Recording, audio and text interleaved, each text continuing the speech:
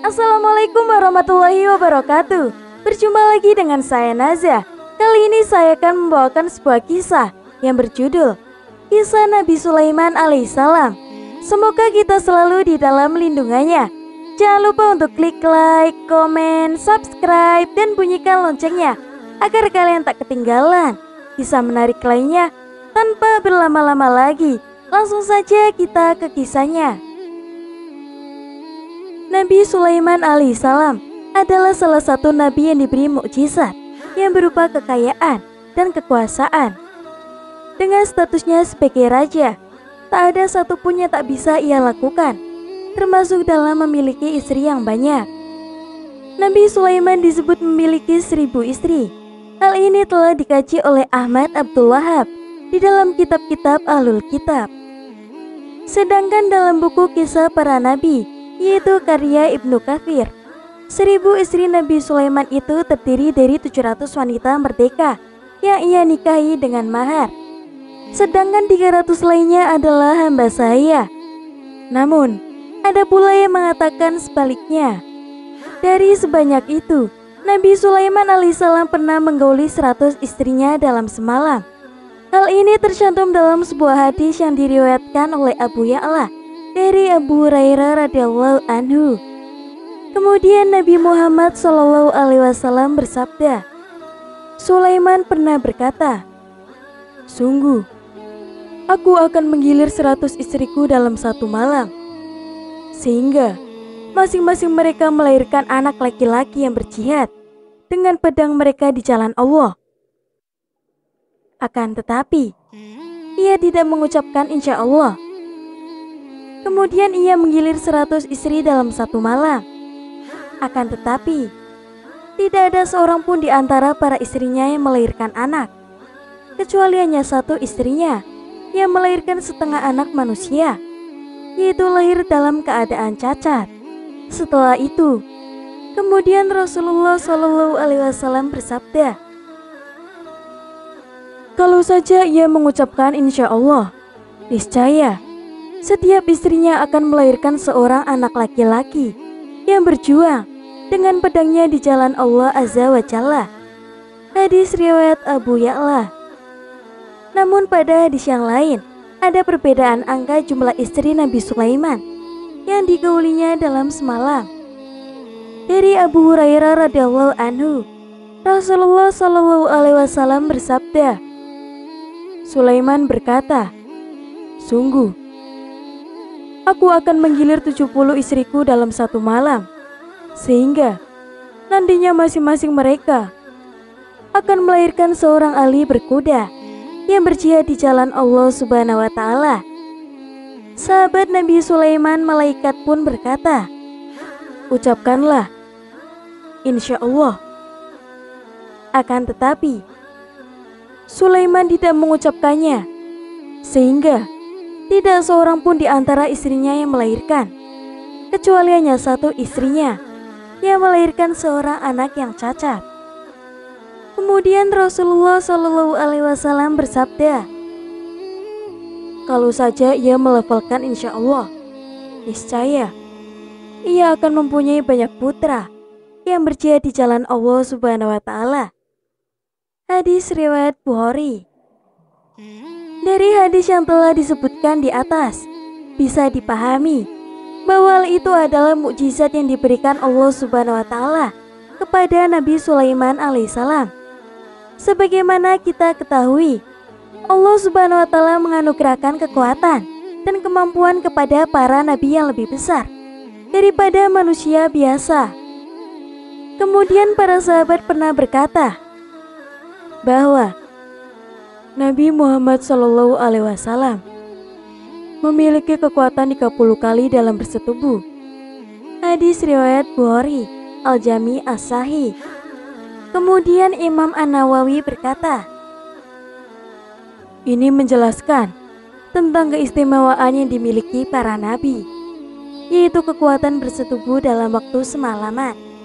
Sementara Al-Munawawi menyebutkan, bisa saja malam pada zaman itu waktunya sangat panjang, sehingga Nabi Sulaiman alaihissalam mampu menyetubuhi 100 istrinya sekaligus, kemudian sholat tahajud dan tidur. Bisa saja Allah Subhanahu wa Ta'ala memberinya hal-hal yang luar biasa, sehingga Nabi Sulaiman mampu bersetubuh, bersuci, lalu kemudian ia tidur. Sementara malam itu lebih panjang daripada malam yang sekarang. Sebagaimana hal-hal luar biasa yang dimiliki ayahnya, yaitu Nabi Daud, dalam membaca kitab Zabur, di mana Nabi Daud dalam membaca kitab Zabur selama memasang pelana tunggangannya. Sekarang hal ini banyak terjadi pada wali-wali Allah. Jika para pria penghuni surga memiliki kemampuan bercinta 100 kali dalam sehari semalam, maka di dunia pun ada pria yang mampu melakukan hal tersebut. Pria itu adalah Nabi Sulaiman. Selama ini, kita mungkin hanya tahu nama istri Nabi Sulaiman adalah Ratu Bilqis, yaitu dari Yaman. Padahal, sebagaimana raja-raja pada masa lampau, Nabi Sulaiman sebenarnya memiliki banyak istri atau selir.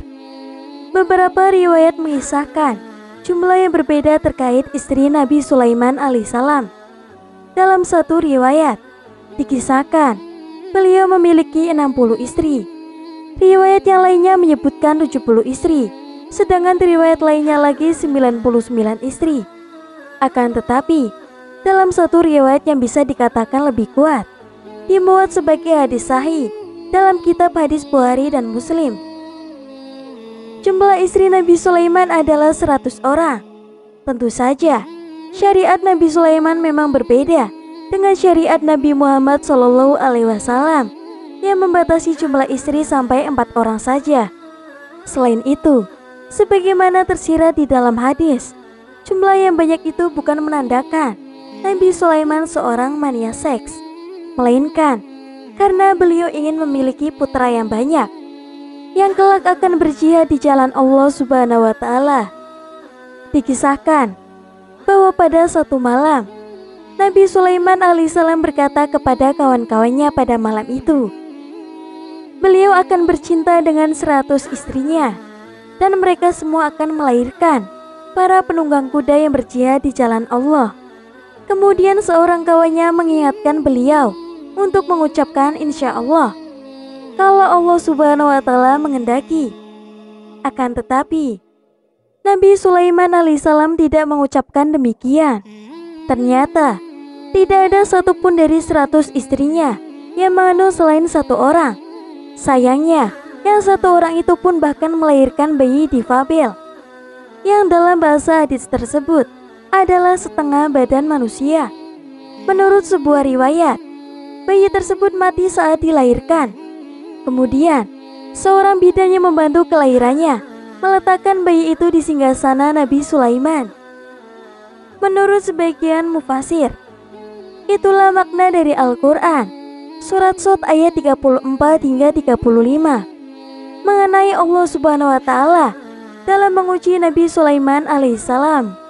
Sebagian mufasir mengaitkan ujian terhadap Nabi Sulaiman itu dengan kisah cincin Nabi Sulaiman yang dicuri oleh setan bernama Sahar. Tetapi riwayat tersebut kurang tepat. Ketika melihat jasad bayinya itu, kemudian Nabi Sulaiman tersadar, dan sebagaimana disebutkan dalam ayat, kemudian beliau pun bertobat. Tobat yang dimaksud terkait dengan lupanya beliau, yaitu untuk mengucapkan insya Allah. Kalimat yang tampak sederhana itu memuat makna yang dalam, karena menandakan kepasrahan seorang makhluk akan kemahakuasaan Allah Subhanahu wa Ta'ala. Bahkan, seorang raja segala makhluk seperti Nabi Sulaiman pun tidak bisa memaksakan kehendaknya kalau Allah Subhanahu wa Ta'ala tidak menghendaki. Al-Hafiz Ibnu Hajar menjelaskan bahwa perbedaan dalam penyebutan jumlah istri Sulaiman tidaklah saling bertentangan, karena penyebutan angka terkadang dalam rangka penggenapan, seperti penyebutan angka 100. Hikmah di balik jumlah istri Sulaiman. Allah Subhanahu wa Ta'ala memberikan kelebihan kepada sebagian hambanya sesuai yang Dia kehendaki. Ada yang diberi kerajaan yang besar, ada yang diberi harta yang banyak, ada pula yang diberi kenikmatan melimpah, sesuai yang dia kehendaki. Allah Subhanahu wa Ta'ala berfirman, itulah karunia yang Allah berikan kepada siapa saja yang dia kehendaki. Dan Allah Subhanahu wa Ta'ala memiliki karunia yang besar. Quran Surat Al-Jumu'ah ayat 4. Dan semua ini Allah Subhanahu wa Ta'ala berikan sesuai dengan hikmah dan ilmunya. Dia berbuat sesuai yang dia kehendaki dan tidak ditanya tentang apa yang ia lakukan. Kemudian Allah Subhanahu wa Ta'ala berfirman, dia tidak ditanya tentang apa yang dia kerjakan, namun merekalah yang akan ditanya. Quran Surat Al-Anbiya ayat 23. Allah Subhanahu wa Ta'ala berikan kepada Sulaiman beberapa kelebihan dalam urusan dunia, yaitu kekuasaannya mencakup jin dan binatang, sehingga tidak ada orang setelahnya yang bisa menyamainya. Kendaraan berupa angin yang mengarah sesuai yang dia kehendaki, serta kekuasaan yang sangat luas. Allah Subhanahu wa Ta'ala ceritakan dalam Al-Quran. Sulaiman pun berkata, ya Tuhanku, ampunilah aku dan anugerahkanlah kepadaku kerajaan yang tidak dimiliki oleh seorang jua pun sesudahku. Sesungguhnya Engkaulah yang Maha Pemberi. Kemudian kami tundukkan kepadanya angin yang berembus dengan baik menurut kemana saja yang dikehendakinya. Dan kami tundukkanlah pula kepadanya syaitan-syaitan semuanya ahli bangunan dan penyelam, dan syaitan yang lain yang terikat dalam belenggu. Quran Surat Shad ayat 35 hingga 38. Sehingga tidak heran jika beliau juga diberi kekuatan melebihi umumnya lelaki dengan memiliki istri dengan jumlah yang sangat banyak. Dan tentu saja ini tidak mengurangi kehormatan Nabi Sulaiman alaihissalam. Dengan semangatnya yang tinggi, beliau berharap bisa memiliki 100 anak lelaki dalam waktu semalam, agar bisa menjadi pasukan yang berjihad di jalan Allah Subhanahu wa Ta'ala. Dan ini sebagai tantangan bagi orang kafir yang ia tunjukkan, di mana ada orang kafir yang kekuasaannya paling luas, paling besar, dan paling kaya. Karena kekuasaan dari hebat, Allah Subhanahu wa Ta'ala berikan kepada seorang mukmin. Allah Subhanahu wa Ta'ala pun berfirman, dan sungguh telah kami tulis di dalam Zabur, sesudah kami tulis dalam Lauh Mahfuz, bahwasanya bumi ini diwarisi hamba-hambaku yang soleh. Quran Surat Al-Anbiya ayat 105. Demikianlah, wallahu a'lam. Laila dan Majnun adalah kisah cinta paling memilukan yang pernah terjadi dalam sejarah manusia. Ada sebuah kisah legenda dari tanah Arab yang begitu masyhur hingga dikisahkan secara turun-temurun dan telah diterjemahkan ke dalam berbagai bahasa lainnya. Kisah ini bernama Laila dan Majnun. Adalah sepasang kekasih penjalin kisah cinta abadi yang akan berakhir tragis. Kisah ini sebetulnya sudah dikenal di Persia yang sekarang disebut adalah Irak pada abad ke-9. Namun, kisah cinta ini baru populer setelah dirangkai indah oleh seseorang pujangga yang sama-sama asal Persia di abad ke-12. Seorang tersebut yang bernama Nizami Ganjafi. Oleh karena itu, terdapat berbagai versi yang ditulis ulang oleh para penulis yang lainnya. Salah satu versi dari kisah mengharukan ini dapat kalian simak sebagai berikut. Awal mula pertemuan sepasang kekasih. Ada seorang lelaki muda yang bernama Kais. Ia bukan siapa-siapa, bukan lelaki kaya, dan bukan berasal dari keluarga yang terhormat. Suatu hari, ketika sedang mengenyam pendidikan di suatu sekolah agama, ia bertemu dengan seorang gadis, dan gadis itu bernama Laila. Dan pada detik itu juga, ia pun jatuh cinta pada gadis tersebut. Sebagai bentuk rasa cintanya, Kais tak dapat mempersembahkan apapun selain dengan puisi-puisi yang indah. Mbak Gayung bersambut. Laila yang terkagum pada puisi Kais kemudian menaruh perasaan yang sama terhadapnya. Kais yang tergila-gila pada Laila terus-menerus menulis puisi yang memuji dan mengagungkan sosok menawan gadis tersebut. Kemudian, ia tak segan untuk membacakan puisi tersebut di sudut-sudut jalan. Dan ia pun sangat tidak peduli pada orang lain yang mengacukannya dan mencemoohkannya. Namun, tidak seperti saat ini.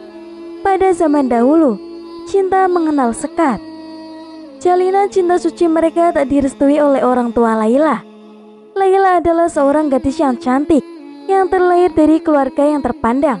Sebagai putri dari seorang kaya raya, tentu Laila diharapkan dapat dipersunting oleh lelaki dengan kedudukan yang setara, sehingga ia bisa hidup dalam kelimpahan harta dan juga kelimpahan kekayaan. Namun, cinta yang dimiliki Laila adalah cinta yang suci, yang hanya akan ia persembahkan kepada lelaki yang sungguh-sungguh ia cintai. Dan ia telah menemukan sosok tersebut dalam diri Kais. Begitu usia mereka sudah matang, Kais yang dijuluki Majnun atau gila oleh orang-orang lantaran ketergila-gilaannya terhadap Laila, sehingga memberanikan dirinya untuk meminta restu kepada ayah Laila. Hasilnya sudah dapat ditebak. Ayah Laila menolak mentah-mentah. Ayahnya beralasan bahwa jika pernikahan itu terjadi, maka kehormatan keluarganya akan tercoreng. Majnun yang terkejut mendengarnya tak kuasa menahan kesedihan. Majnun yang tengah putus asa kemudian meninggalkan rumah dan keluarganya. Ia kemudian memutuskan untuk tinggal di padang belantara yang dipenuhi dengan hewan-hewan buas. Di sanalah ia menjalani hidup pengasingan dan juga kesendirian. Dalam keterpurukannya, ia tak henti-hentinya untuk menulis puisi yang berkisah tentang kekasih pujaannya tersebut. Sang pujaan terpaksa menyambung tali pernikahan dengan pria yang lainnya. Di sisi lain, Laila dipaksa oleh orang tuanya untuk menikahi pria yang lain. Pria itu bernama Ibnu Salam yang datang langsung melamar Laila. Meski hatinya menolak, namun Laila dengan terpaksa mengiyakan karena tak tega membawa aib bagi keluarganya. Sepanjang hidupnya, Ibnu Salam tak pernah sekalipun berhasil menyentuh Laila, apalagi menjamah kesucian Laila. Meski tetap menjalani peran sebagai istri yang baik dan patuh terhadap suaminya, wanita tersebut tak pernah sekalipun merelakan tubuhnya kepada pria asing tersebut. Berita menyakitkan ini lambat laun sampai juga ke telinga Kais, si Majnun. Sudah barang tentu hatinya semakin tersayat mendengar kabar ini. Sejak saat itu, ia kemudian memutuskan untuk menjauh dari peradaban dan menghabiskan sisa waktunya sendirian di dalam pedalaman hutan. Hari-harinya hanya ditemani oleh hewan-hewan liar yang secara ajaib kerap berkumpul di dekatnya, khususnya manakala cuaca sedang sangat tak bersahabat. Beberapa peloncong dari negeri seberang pernah melihat dirinya ketika mereka tengah bepergian dari dan ke dalam kota. Ketika menulis puisi, Majnun hanya bersenjatakan dahan kayu dan menulisnya di atas pasir. Kabar duka kepergian orang tuanya semakin menjatuhkan Majnun ke dalam keterpurukan. Beberapa tahun kemudian, kedua orang tua Majnun meninggal. Mengetahui hal ini, Laila berniat untuk mengirimkan kabar tersebut kepada Majnun. Ia kemudian menemukan seorang pria tua yang mengklaim sering melihat Majnun di gurun pasir. Melihat Laila memohon sesenggukan, Pak Tua akhirnya menyetujui permintaan Laila. Suatu hari, ketika pria tersebut kembali menemukan Majnun, ia pun memberitahukan kabar duka ini. Tersiksa, terpuruk, dan menyesal mendengar kabar kepergian orang tuanya, Majnun kemudian bersumpah untuk menghabiskan seluruh sisa hidupnya di padang gurun ini. Beberapa tahun setelahnya, kemudian suami Laila meninggal. Meski tengah dirundung duka, wanita tersebut tetap berharap ia dapat berjumpa dan bersatu dengan cinta sejatinya selamanya. Sayangnya, takdir tak berkata demikian. Akhir kisah tragis dua sejoli yang tak diperkenankan takdir untuk hidup bersama. Dalam tradisi sukunya, Laila diwajibkan untuk bergabung atas kepergian suaminya selama 2 tahun tanpa menemui orang lain sekalipun. Mengetahui hal tersebut, kemudian Laila pun menangis. Ia tak terima jika harus menunggu 2 tahun lagi lamanya untuk dapat bertemu dengan sang pujaan hatinya. Ia sudah sangat tersiksa setelah harus dipisahkan bertahun-tahun lamanya. Akhirnya, Laila pun menyerah pada kehidupan. Tak lama kemudian, ketika Laila kembali ke rumah ayahnya, ia dikabarkan jatuh sakit, batuk yang sangat parah, dan tidak memikirkan kesehatannya. Ia hanya memikirkan Majnun setiap saat. Bahkan, ketika maut menjemput pun, ia hanya tetap memikirkan Majnun. Pada akhirnya, ketika gelapnya malam, Laila seperti biasa menatap pintu, dan ia pun menghembuskan nafas terakhirnya. Kemudian, ia pun bergumam, "Majnun, Majnun, Majnun." Kematian gadis si cantik jelita tersebut tersebar ke seluruh penjuru negeri, dan akhirnya sampai pula kepada Majnun. Ia pun seketika pingsan di tengah padang gurun. Ketika kembali sadar, ia pun langsung bergegas menuju desa Laila dan berkunjung ke makam Laila. Ketika tidak sanggup jalan, ia pun menyeret tubuhnya untuk sampai ke makam Laila. Ia pun meletakkan tubuhnya di atas makam Laila. Dan diriwayatkan, setelah beberapa hari, Majnun pun turut meninggal. Jasad Majnun pun baru ditemukan 1 tahun setelahnya. Di akhir kisahnya, seorang sufi dalam mimpinya melihat Majnun tengah dibelai dengan penuh rasa cinta dan sayang oleh Allah Subhanahu wa Ta'ala. Kemudian, ia pun mendudukan Majnun di sampingnya. Kemudian, berkatalah Allah kepada Majnun, "Apakah engkau tidak malu, wahai Kais, memanggil-manggil namaku dengan sebutan Laila setelah kau meminum anggur cintaku?" Tak begitu lama, sang sufi pun terbangun dan berangan-angan. Jikalau Majnun begitu diperlakukan demikian, penuh dengan kasih sayang oleh Allah, lantas bagaimana dengan Laila? Seketika Allah memberikannya ilham kepadanya bahwa kedudukan Laila jauh lebih agung dan tinggi daripada Majnun, karena ia menyembunyikan segala rahasia cintanya dalam diri dan hidupnya sendiri. Pelajaran yang dapat kita petik, jika seseorang sudah jatuh dan dimabuk cinta kepada Allah, maka akan keluar secara otomatis dari mulutnya nama Allah. Baik disengaja ataupun tidak, pasti itu akan keluar dan tidak akan ada busanya. Cinta adalah pondasi dalam beribadah. Bahkan, para wali Allah lupa terhadap dirinya dan rela melakukan apa saja untuk beribadah kepada Allah Subhanahu wa Ta'ala. Seperti kisah di atas, begitu ketika cinta kepada Allah, maka dunia dan segala isinya tidak berarti. Dalam konteks hablum minallah dan hablum minanas, orang yang menyembunyikan amal perbuatannya dari orang lain, maka akan mendapat sisi yang tinggi di hadapan Allah, karena hanya ia dan Tuhannya yang tahu. Selama berada di surga, Adam dan Hawa tak pernah melakukan hubungan intim. Baru pada saat diturunkannya ke dunia, Jibril mengajarkan kepada Adam bagaimana cara mendatangi istrinya itu. Kemudian, Nabi Adam dan Siti Hawa tak pernah melakukan hubungan intim selama di surga. Begitu bunyi sebuah hadis yang dikutip oleh Ibnu Katsir menerangkan. Hanya saja, sejarawan Mesir Muhammad bin Ilyas mengungkap hal yang berbeda. Menurutnya, Adam menggauli Hawa di tempat khusus yang berada di dalam surga Firdaus. Ibnu Katsir dalam bukunya yang berjudul Al-Bidayah wa An-Nihayah menjelaskan bahwa selama berada di surga, Adam sama sekali belum pernah menggauli Hawa. Hal ini bisa disimpulkan dari riwayat yang dituturkan oleh Anas radhiyallahu anhu bahwa Rasulullah shallallahu alaihi wasallam bersabda, Adam dan Hawa turun dari surga ke bumi dalam keadaan telanjang, dan keduanya hanya mengenakan beberapa helai daun yang berasal dari surga untuk menutup auratnya.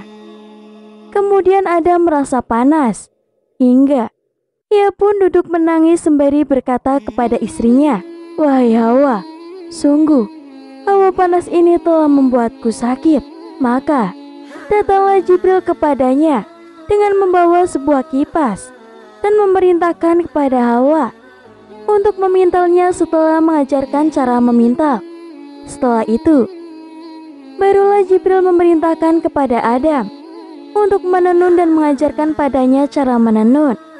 Ia pun menambahkan, Adam belum pernah menggauli istrinya selama di surga, hingga keduanya turun dari surga dikarenakan kesalahan mereka memakan buah pohon kuldi. Disebutkan juga, dan keduanya telah tidur sendiri-sendiri. Salah seorang dari keduanya tidur di satu sisi, sedangkan yang lain tidur di sisi yang lain, hingga Jibril pun mendatangi Adam dan memerintahkannya untuk mendatangi istrinya. Ditambahkan, dan Jibril juga mengajarkan kepadanya bagaimana cara mendatangi istrinya itu. Setelah Adam mendatangi istrinya, Jibril menjumpai lagi dan bertanya kepadanya, "Bagaimana dengan istrimu?" Adam pun menjawab, "Ia adalah orang yang baik." Sedangkan Syekh Muhammad bin Ahmad bin Ilyas dalam karyanya yang diterjemahkan oleh Abdul Halim, Kisah Penciptaan dan Tokoh-tokoh Sepanjang Zaman, menuturkan, tatkala Adam dan Hawa diantar malaikat sampai ke surga Firdaus, kemudian mereka berdua melihat ranjang yang terbuat dari permata yang mempunyai 700 kaki yang berasal dari yakut merah, dan di atasnya ada kasur dari sutra hijau. Kemudian sang malaikat pun berkata, "Wahai Adam, tinggallah di sini bersama Hawa." Maka keduanya pun langsung turun dan duduk di atas ranjang tersebut. Lalu mereka berdua disuguhi 2 petikan anggur. 1 petikan panjangnya sama dengan menempuh perjalanan sehari semalam. Kemudian mereka berdua pun makan, minum, dan bermain-main di taman surga. Apabila Adam ingin bersenggama dengan Hawa, maka dia pun segera masuk ke dalam kubah yang terbuat dari permata dan zabarjud. Mereka berdua ditutupi oleh satir yang terbuat dari sutra. Dan apabila Hawa berjalan-jalan di dalam istana, maka di belakangnya diiringi oleh bidadari yang tak terhitung jumlahnya itu. Tulis Syekh Muhammad bin Ahmad bin Ilyas. Muhammad bin Ilyas adalah salah satu sejarawan terpenting dalam sejarah Mesir modern. Dia adalah saksi mata invasi Utsmaniyah ke Mesir, pernikahan Adam dan Hawa. Syekh Muhammad bin Ahmad bin Ilyas menuturkan setelah Adam turun dari mimbar, dia duduk di antara para malaikat. Kemudian Allah Subhanahu wa Ta'ala menjadikan dia tertidur, karena di dalam tidur itu ada ketenangan bagi badan. Ketika tidur, dia melihat Hawa di dalam mimpinya, padahal Hawa sama sekali belum diciptakan. Dia pun tertarik kepadanya ketika melihatnya. Kemudian Allah keluarkan dari tulang rusuknya yang berada di sebelah kirinya. Dari tulang rusuk itu diciptakanlah Hawa sama seperti bentuk Adam. Allah menciptakan Hawa dengan seindah-indahnya dan memberikannya 1000 keindahan bidadari. Maka jadilah Hawa wanita tercantik di antara sekian wanita yang kemudian menjadikan anak-anaknya hingga hari kiamat. Dia memiliki 700 kepangan rambut, tingginya sebanding dengan Adam. Dia diberikan pakaian dan perhiasan dari surga, sehingga dia pun sangat bersinar. Karena mimpi itu, Adam pun terbangun dari tidurnya, dan ternyata dia pun mendapatkan Hawa yang telah berada di sampingnya dan membuatnya takjub. Adam pun mulai terasuki syahwat kepadanya. Maka dikatakan kepada Adam, "Janganlah kau lakukan itu sampai kau benar-benar membayar mas kawinnya." Adam pun kemudian bertanya, "Apa mas kawinnya?" Kemudian Allah Subhanahu wa Ta'ala pun berfirman, "Mas kawinnya adalah sholawat kepada nabiku dan kekasihku, yaitu Muhammad Sallallahu Alaihi Wasallam." Kemudian Adam pun bertanya, "Siapa gerangan Muhammad itu?" Allah Subhanahu wa Ta'ala pun berfirman, "Dia adalah salah satu dari anakmu. Dia adalah nabi terakhir. Seandainya tak ada dia, tentu aku tak akan menciptakan makhluk." Selanjutnya Allah pun mengusap punggung Adam. Dari Adam, dia mengeluarkan keturunannya yang banyak sekali seperti debu. Ada yang putih, ada pula yang hitam, ada laki-laki, dan juga ada perempuan. Dia mengalirkan cahaya kepada mereka yang berasal dari cahayanya. Barang siapa menangkap cahaya itu, maka dia akan menjadi orang yang beriman, dan orang yang tak pernah mengambilnya akan menjadi orang yang kafir. Kemudian di antara mereka ada orang-orang yang mendapatkan cahaya yang berkilau. Adam pun bertanya, "Wahai Tuanku, siapakah mereka itu?"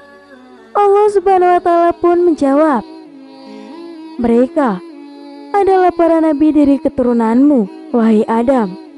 Kemudian Allah pun mengawinkan Adam dengan Hawa. Itu terjadi pada hari Jumat menjelang sore hari. Oleh karena itu, disunahkan akad nikah dilaksanakan di hari Jumat. Menurut sebuah riwayat, Adam itu lebih menawan daripada Hawa. Akan tetapi, Hawa pun juga lebih lembut. Kemudian Allah memerintahkan malaikat Ridwan, juru kunci surga, untuk mendekorasi sebuah gedung dan mendandani para wildan atau anak-anak yang ada di surga dan para bidadari. Kemudian Adam pun diberi kuda yang diciptakan dari minyak kasturi yang memiliki sangat harum baunya, dan juga diberi nama Maimun yang larinya cepat bagaikan kilat yang menyambar. Ketika kuda itu sudah di hadapan Adam, maka Adam pun segera menungganginya. Hawa diberikan unta dari surga yang di atasnya adalah huda dari permata. Kemudian Hawa pun segera naik ke huda yang ada di atas unta itu. Selanjutnya Jibril alaihissalam pun memegang kendali kuda. Mikail berjalan di sebelah kanannya dan Israfil di sebelah kirinya. Mereka membawanya jalan-jalan ke semua pelosok langit. Setiap kali melewat malaikat, Adam pun memberikan salam kepada mereka. Kemudian para malaikat itu pun berkata, "Betapa mulianya makhluk Allah yang satu ini." Hawa pun ikut bersamanya, tetapi dia menunggangi unta. Para malaikat membawa mereka berkeliling sampai pada akhirnya mereka datang ke pintu surga. Mereka berhenti sejenak di depan pintu surga. Kemudian Allah Subhanahu wa Ta'ala pun mewahyukan kepada Adam, "Inilah surgaku dan rumah kemuliaanku. Masuklah kalian berdua ke dalamnya, dan makanlah kalian berdua makanan-makanan yang juga banyak pula, yang berada di mana saja yang kalian berdua sukai. Dan janganlah kalian berdua dekati pohon ini, yang menyebabkan kalian berdua termasuk orang-orang yang zalim." Quran Surat Al-Baqarah ayat 35. Tafsir dari Asbabul Nuzul Surat At-Tolak ayat 1 hingga 4. Surat At-Tolak. Wahai Nabi, apabila kamu menceraikan istri-istrimu, maka hendaklah kamu ceraikan mereka pada waktu mereka dapat menghadapi masa idahnya yang wajar. Dan hitunglah waktu idah itu, serta bertakwalah kepada Allah Tuhanmu. Janganlah kamu keluarkan mereka dari rumahnya, dan janganlah diizinkan keluar, kecuali jika mereka mengerjakan perbuatan keji. Itulah hukum-hukum Allah.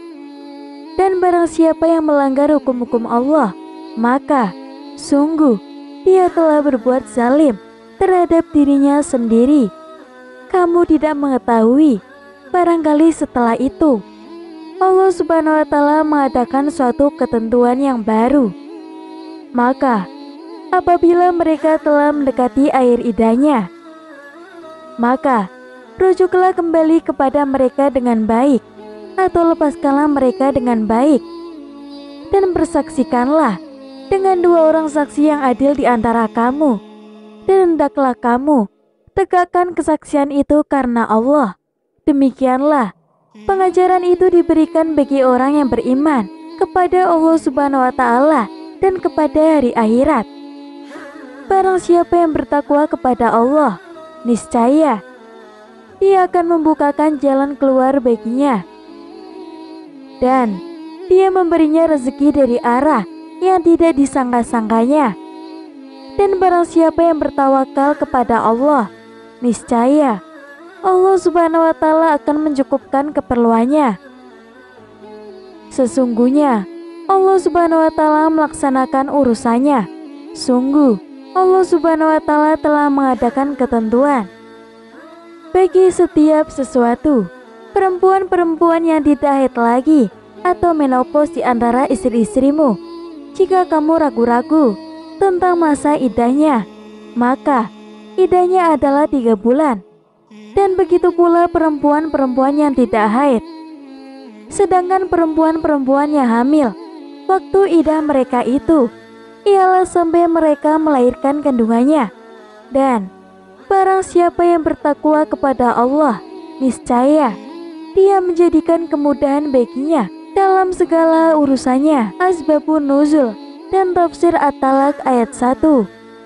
Di dalam Tafsir As-Sabuni disebutkan bahwa Al-Kalabi berkata, sebab turunnya ayat ini ialah bahwa Rasulullah SAW marah kepada Hafsah karena Nabi merahasiakan suatu perkara kepadanya. Akan tetapi kemudian ia bocorkan kepada Aisyah, lalu ia pun mentalak. Kemudian turunlah ayat ini. Banyak perempuan-perempuan yang sangat mendambakan menjadi istri Rasulullah. Beberapa bahkan menghibahkan dirinya untuk Nabi SAW. Namun, di samping itu, ternyata Rasulullah SAW pernah menceraikan istrinya.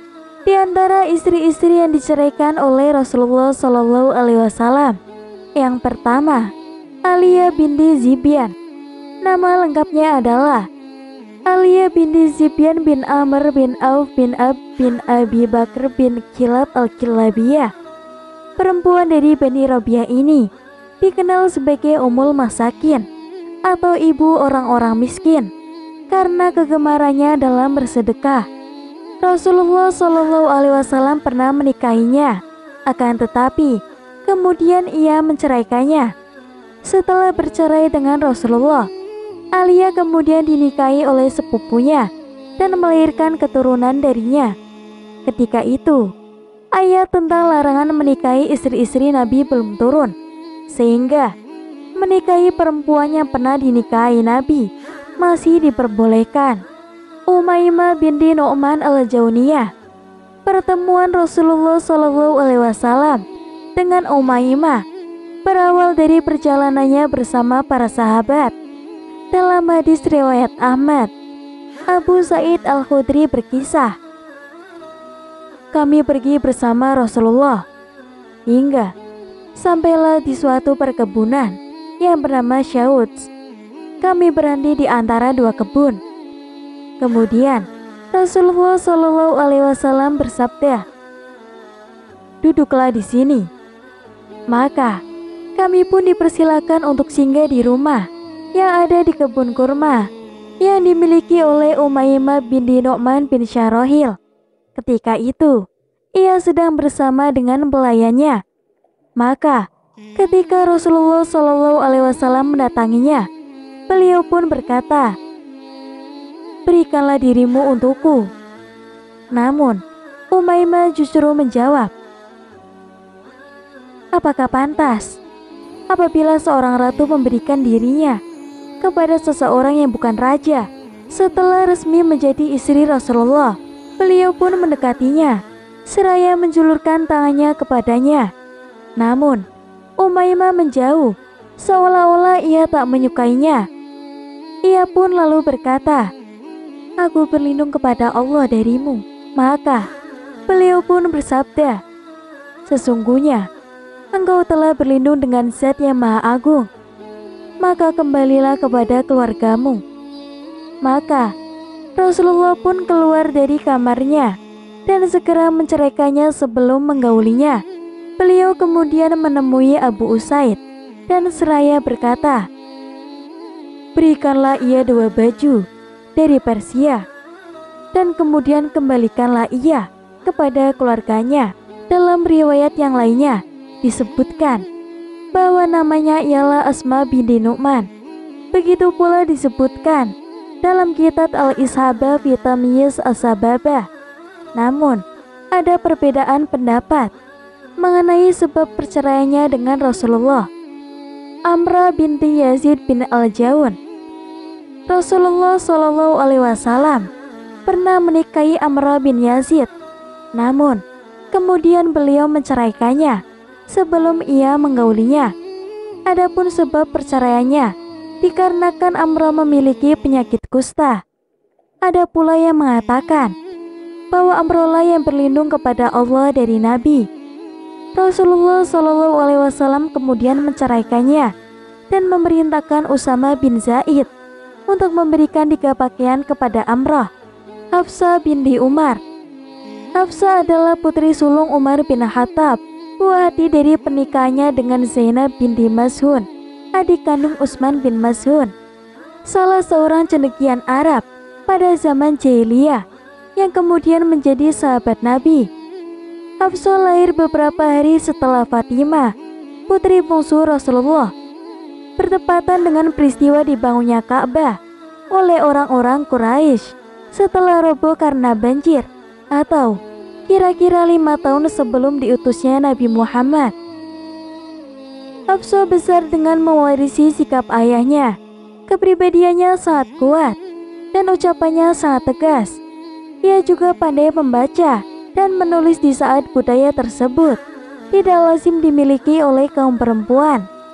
Hafsah pernah ditunjuk Abu Bakar untuk membantu proses pengumpulan mushaf-mushaf Al-Quran karena waktu itu ia termasuk salah seorang sahabiah yang hafal keseluruhan Al-Quran. Ketika Hafsah semakin dewasa, seorang pemuda solih bernama Hunais bin Huzafa al-Zahami, ia pun melamarnya.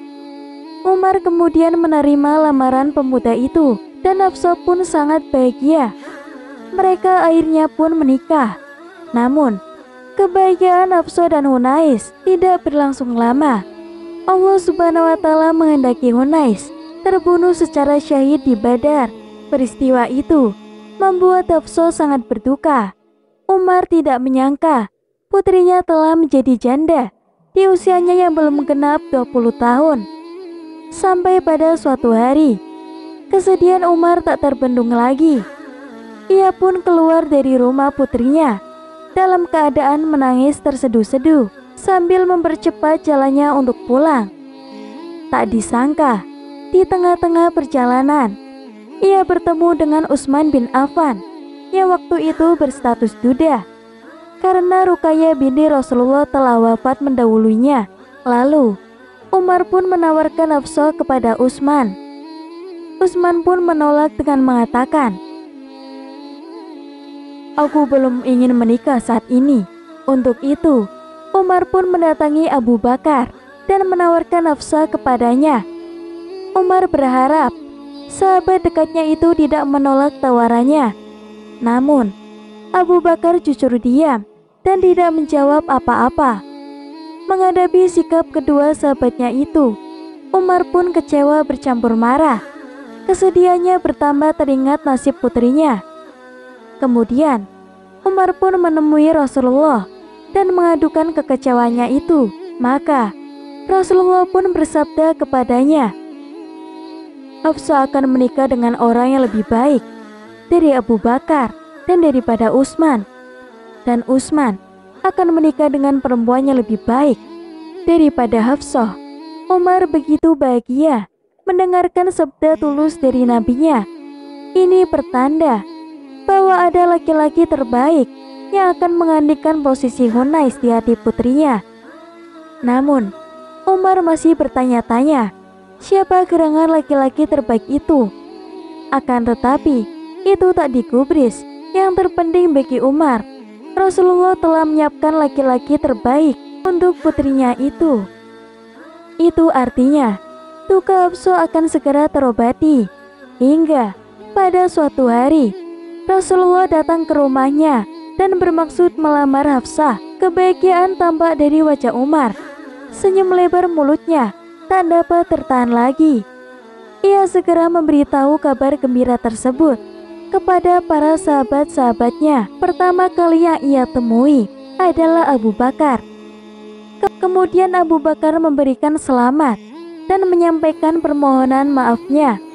Ia pun berkata, Umar bin Khattab, sahabatku, jangan marah. Sungguh, aku mendengar Rasulullah menyebut nama Hafsah. Hanya saja, aku tidak mau membuka rahasia beliau. Seandainya Rasulullah menolak Hafsah, pasti aku akan menikahinya. Kemudian, Umar pun mengangguk-anggukkan kepalanya. Pertanda, ia menerima permohonan maaf Abu Bakar. Ia juga sadar bahwa alasan penolakan Utsman untuk menikahi Hafsah karena Utsman masih berduka atas kehilangan istrinya dan bermaksud menyunting adiknya, Ummu Kulsum, sehingga nasabnya akan terus menyambung dengan Rasulullah. Akhirnya, Rasulullah pun menikah dengan Hafsah pada bulan Sya'ban, tahun ketiga Hijriah, dan beliau juga menikahkan putrinya, yaitu Ummu Kulsum, dengan Utsman bin Affan pada bulan Jumadil Akhir di tahun yang sama. Di rumah Rasulullah, Hafsah ditempatkan di kamar bersama Aisyah dan juga bersama Saudah. Namun, kehidupan bukanlah sinetron yang dapat direkayasa. Selalu ada ujian dalam kehidupan agar seseorang menjadi dewasa. Dan kedewasaan itu akan menghasilkan kearifan dalam memandang segi kehidupan. Demikianlah yang dialami oleh Hafsah bersama Rasulullah. Berawal dari sikap cemburu Hafsah kepada Maria Qibtiyah, menyebabkan Rasulullah harus marah kepadanya. Maria adalah istri Rasulullah, yang merupakan gadis budak pemberian Raja Mukaukis yang berasal dari Mesir. Kata Qibtiyah yang disematkan di belakang namanya adalah karena Maria, karena mantan Kristen aliran Koptik. Meski sudah memeluk Islam, dia tetap dikenal dengan nama Maria Qibtiyah. Rasulullah pun marah kepada Hafsah ketika suatu hari Maria datang menemui Rasulullah di rumah Hafsah. Saat itu, Hafsah tidak ada di rumah karena sedang pergi ke rumah ayahnya untuk suatu keperluan. Begitu Hafsah datang dan pintu kamar tertutup, sementara Rasulullah dan Maria berada di dalam, Hafsah pun menangis penuh amarah, tak kuasa menahan gejolak cemburu. Akhirnya, Rasulullah pun berusaha membujuk dan meminta maaf kepada Hafsah. Bahkan, beliau mengharamkan Maria baginya dan bersumpah untuk tidak dekat-dekat lagi dengan Maria. Namun, beliau meminta agar Hafsah dapat merahasiakan kejadian tersebut. Apa dikata, cemburu yang menguasai diri Hafsah membuatnya lupa daratan.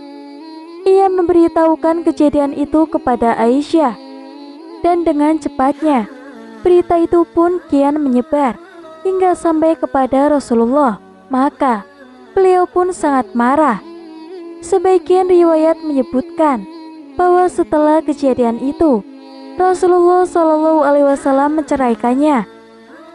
Namun, karena Allah tidak menginginkan perceraian itu, beberapa hari kemudian Rasulullah merujuknya karena Jibril mendatanginya dan menyuruh beliau untuk mempertahankan Hafsah sebagai istrinya, karena Hafsah adalah wanita yang banyak berpuasa dan paling banyak ibadahnya.